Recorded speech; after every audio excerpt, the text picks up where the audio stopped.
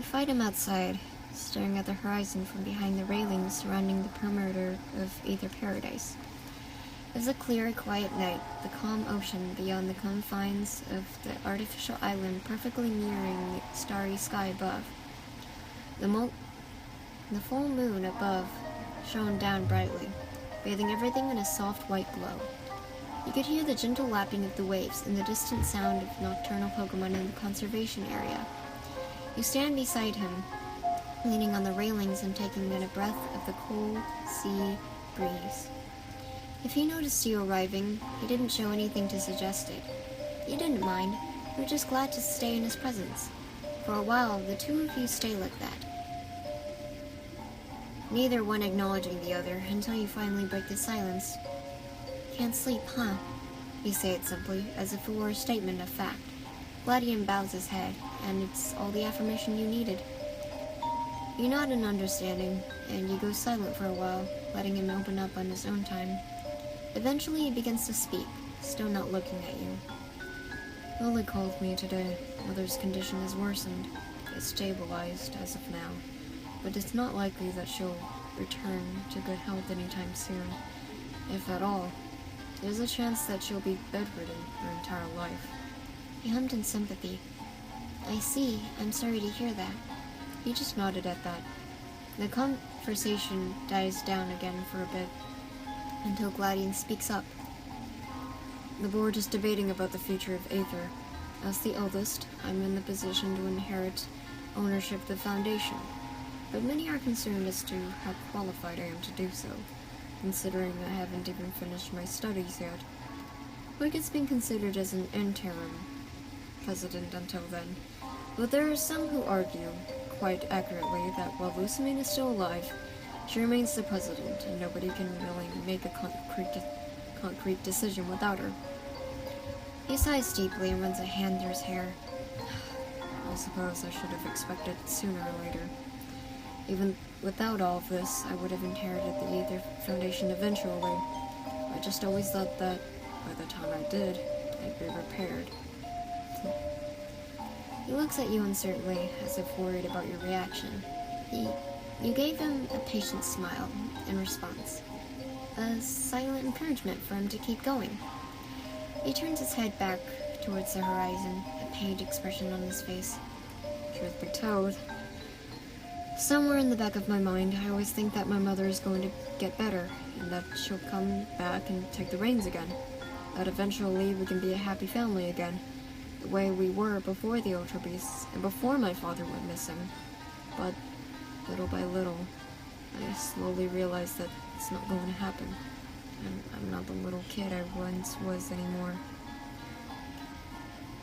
I have to grow up and take responsibility for Aether and for my sister." "Gladion," you intend to reach out to him, but withdraw at the last moment, afraid that you might come off as presumptuous about the closeness of your relationship. A tense silence fills the space between the two of you. You mull over your words carefully, thinking of the right thing to say at him in this moment. However, all you can come up with is, "I'm sorry." He turns to look at you, a questioning look on his face. "What for?" "For everything, I guess. It's not fair to you. None of this is." He scoffs disdainfully. "Life doesn't give a damn about fairness. If you're lucky enough to be dealt a bad hand, you have no choice but to face with it, regardless of whether you're prepared for it or not." You turn towards him in concern, growing uneasy at his tone. You will yourself to say something helpful, but nothing comes to mind. He looks down, hands gripping tightly on the railings. His pale knuckles growing wider in the strain.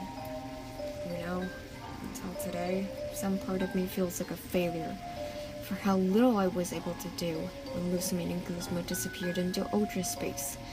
I spent 2 years trying to get strong enough to oppose my mother, only to be stopped in my tracks shortly before I even get to her. I don't know what would have even happened that day if you and Hal weren't there to help us." You begin to say something, if just to stop him from continuing this train of thought, but he keeps going, talking to himself more than he is to you. "I couldn't bring myself to even go with you and Lily. I felt so weak and useless. I tried to help by managing Aether while you were all gone, but in hindsight, it was really just an excuse I gave myself so that I didn't have to come face to face with my own ineptitude. I had to rely on you to keep my own sister safe and to save my mother. Lily isn't even a traitor, dang it, and still she was able to do what I couldn't. I'm so pathetic! He exclaims, hunching over the railings in frustration. In your distress at your words, you don't realize that you have placed your hand over his and moved slightly closer than before. You catch yourself in time, retracting your hand as if you were burned by his touch. You looked at him for a moment, expression unreadable, before looking down again. You could feel your throat tighten.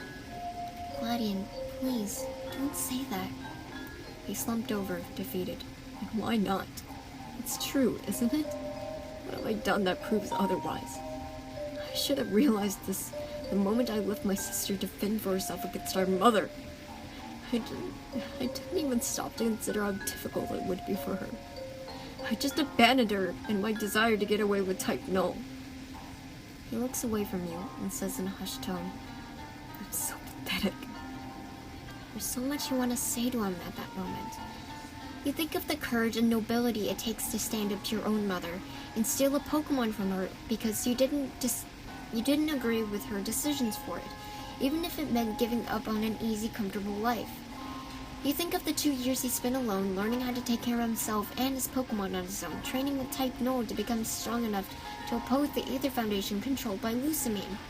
You think of Silvally and his Pokemon, how loyal they are to him, how they fought for him with all their might, and the countless times you faced off against each other on the battlefield.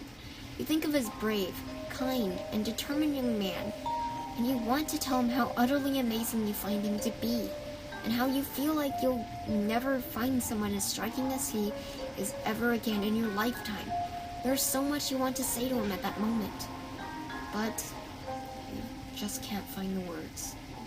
Instead, you watch him silently as he gathers himself, still not looking at you. I'm so sorry for suddenly unloading my burdens onto you like that. I don't mean to be ungrateful for you, or to make you worried. We're not even friends or anything like that, so please, forgive me if I overstep my boundaries. He turns away from you. The moon's light casts a soft halo around his form.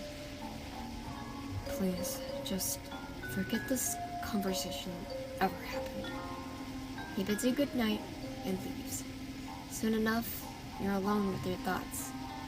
You could still hear the gentle lapping of the ocean waves in the distance, and you start to cry.